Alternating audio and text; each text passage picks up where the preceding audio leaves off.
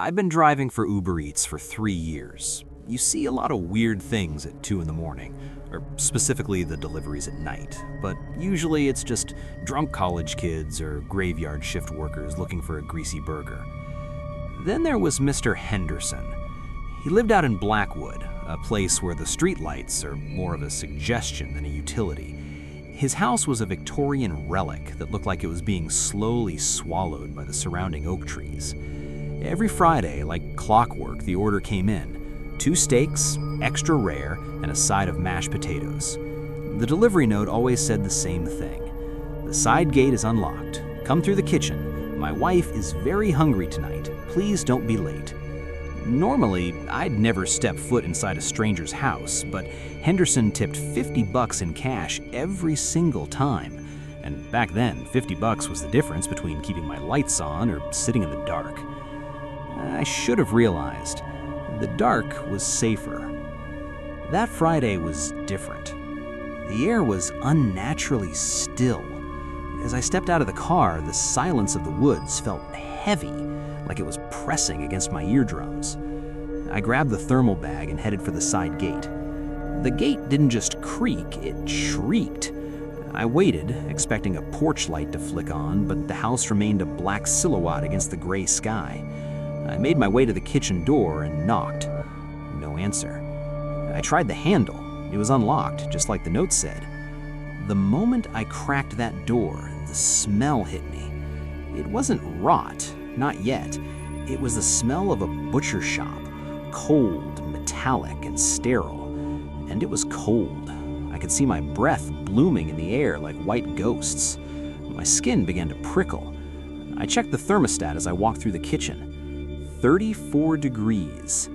The AC was screaming, fighting a losing battle to keep the house at a literal freezing point in the middle of autumn.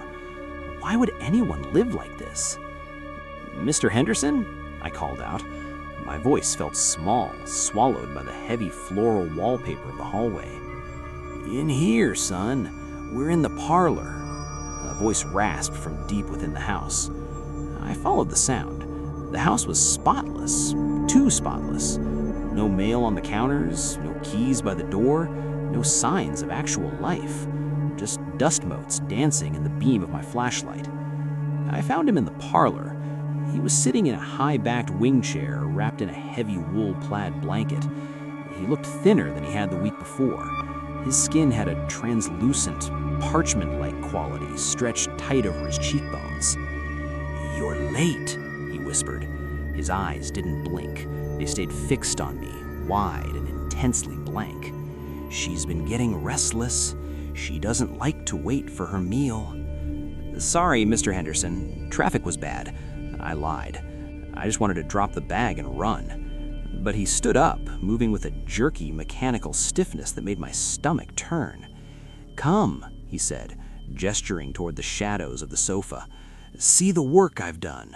I've been preserving the memories, making sure everything stays exactly as it should be." He led me toward the sofa. The room was even colder here. My fingers were starting to go numb against the plastic of the delivery bag. On the sofa sat a woman. She was dressed in a beautiful, formal blue floral dress. Her hair was perfectly coiffed, not a single strand out of place. "Say hello to Martha," he said.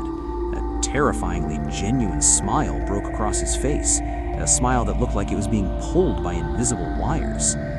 I froze. She didn't move. She didn't breathe. Her eyes were wide open, staring at a dead television screen with a flat, glassy intensity. At first, I thought she was a mannequin. I tried to tell myself he was just lonely. Maybe he was senile and bought a doll to keep him company. Then I saw the fly. A large black housefly landed on the corner of her left eye. It began to crawl. It moved slowly, its tiny legs twitching across the wet, cloudy surface of her eyeball. Martha didn't blink. She didn't flinch. The fly disappeared behind her eyelid for a second, then crawled back out, exploring the bridge of her nose. And the smell I had noticed earlier? It wasn't the steaks. It was her, covered by gallons of expensive perfume and the artificial winter Henderson had created with the AC. she'd been dead for weeks. She's not hungry, Mr. Henderson, I stammered, backing away. My heel caught on the edge of the rug and I nearly tumbled. I didn't wait for him to respond.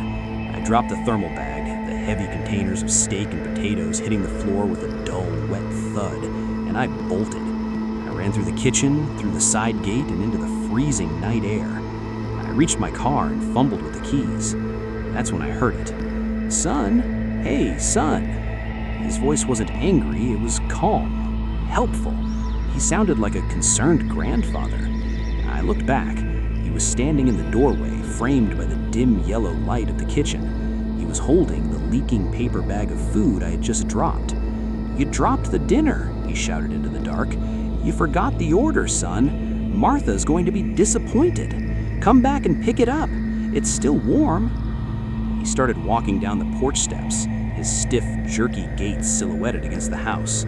He wasn't running, he was just coming, holding that bag out like a peace offering. I peeled out of that driveway so hard my tires smoked. As I looked in the rearview mirror, he was still standing there in the middle of the road, holding the bag up, waving it slightly as if I expected me to realize my mistake and turn around. The police went in 20 minutes later.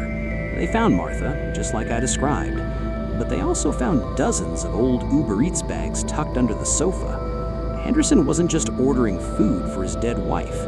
He was ordering witnesses. He wanted people to see her. He wanted her to stay alive in the eyes of others. I don't drive at night anymore, and I never, ever go inside of a home for a standing order.